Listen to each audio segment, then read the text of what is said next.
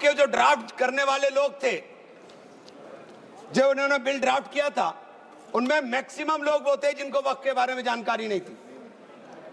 और मैं एक बात बहुत दावे के साथ कहता हूं कि 90% लोग ये नहीं बता पाएंगे, मुसलमान के अलावा, कि पाकी और नापाकी क्या होती है। तो आप वक्फ को क्या जानेंगे?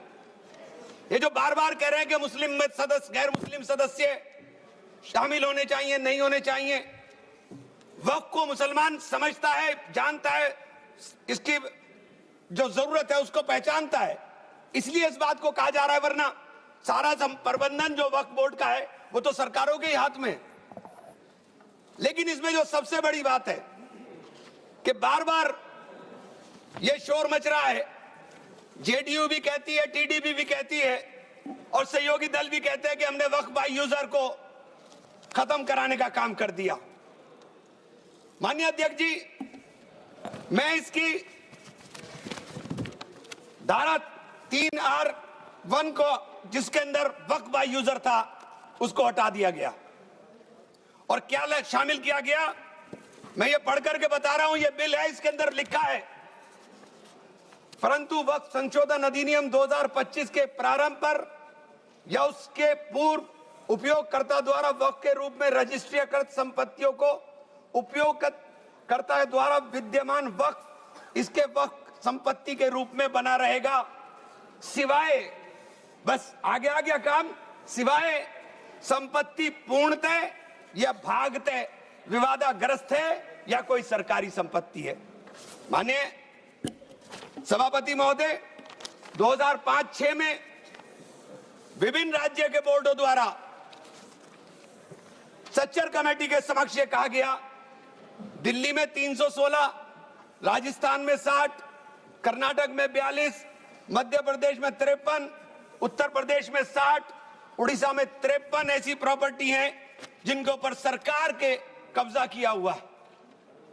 इसके बाद जब ये लागू हो जाएगा तो इसके ऊपर से वक्फ का अधिकार खत्म हो जाएगा।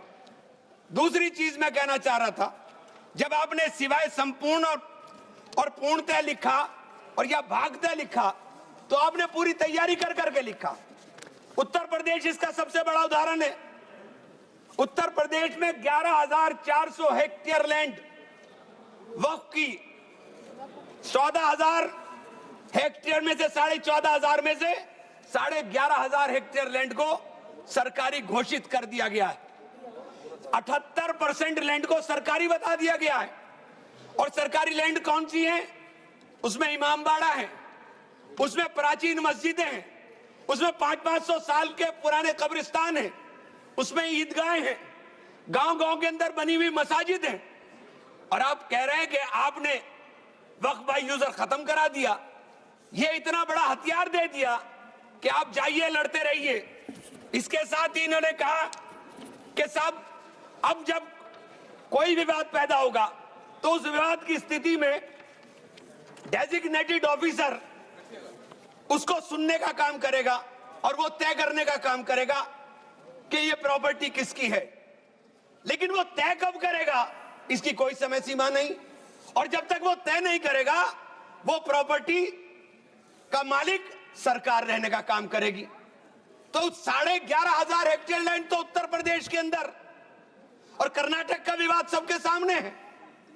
बड़ा शोर मचा था कर्नाटक में। मैं गया कर्नाटक, कर्नाटक के अंदर क्या मान्यवर 1,12,000 एकड़ लैंड वक्फ बोर्ड की थी, वक्फ की थी, जिसके अंदर से 71,000 एकड़ लैंड का अलॉटमेंट सरकार ने कर दिया और 19,000 और 20,000 के बीच में वहां के जो दरगाहों के या मुतवल्ली थे उन्होंने अपने परिवारों में बांट लिया। तो ये जो हंगामा बचा, 1999 में एक आदेश आ गया, वक्फ ऑलवेज वक्फ, तो ये पुराना आदेश नल एंड वाइड हो गया। सरकारें भाजपा की भी रही, कांग्रेस की भी रही, दोनों सरकारों ने नोटिस इश्यू किए। मैं उन नोटिस की कॉपी भी लेकर आया था। दोनों सरकारों ने नोटिस इश्यू किए, लेकिन जेपीसी ने हंगामा उतरा तो सब पूरा, हमारे चेयरमैन साहब भी हवाई जहाज लेकर के गए, लेकिन खोदा पाड़ निकली चुईया, वहां कुछ मिला ही नहीं, वहां कुछ नहीं मिला। इसी तरह से कहना चाहता हूं कि ये जो विवाद वाली स्थिति में आपने डेजिग्नेटेड ऑफिसर का प्रावधान किया, लेकिन उसके सामने ये नहीं लिखा कि ये कब तक तय करेगा।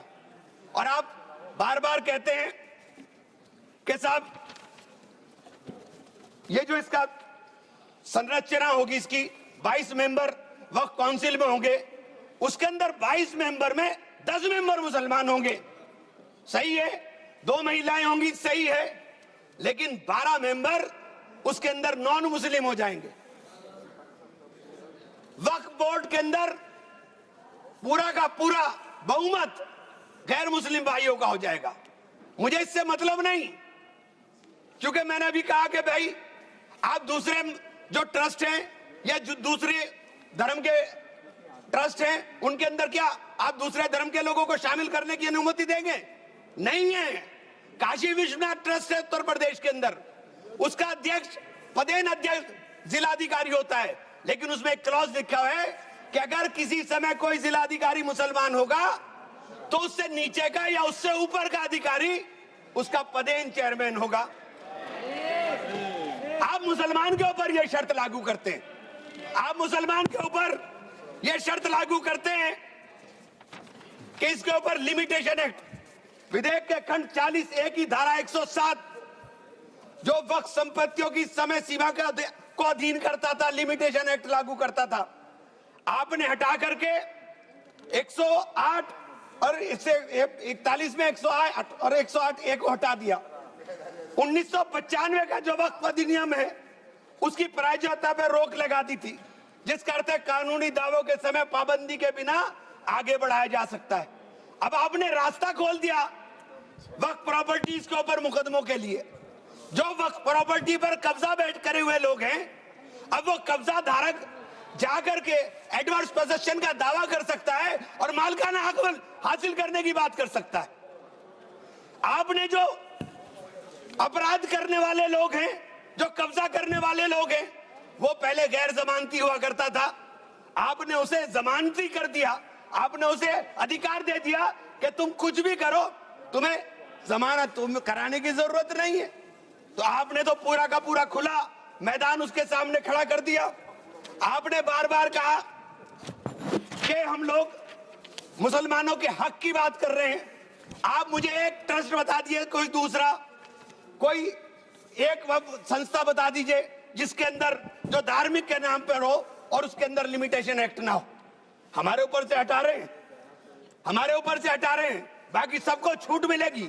और ये छूट भी टेम्परेरी है, क्योंकि आपके कानून के जरिए नजर सब समुदाय के जो जमीनें हैं, जो ट्रस्टों के पास पैसा है, उसके ऊपर लगी हुई है। हमारी जमीन, ये बार बार वामसी पोर्टल का जिक्र हो रहा था, वामसी पोर्टल में प्रॉपर्टी 4,90,000 से एकदम मंत्री जी ने, माननीय मंत्री जी ने कहा 7 लाख कुछ चली गई। तो ये प्रॉपर्टी कोई वक्त नहीं की गई किसी ने।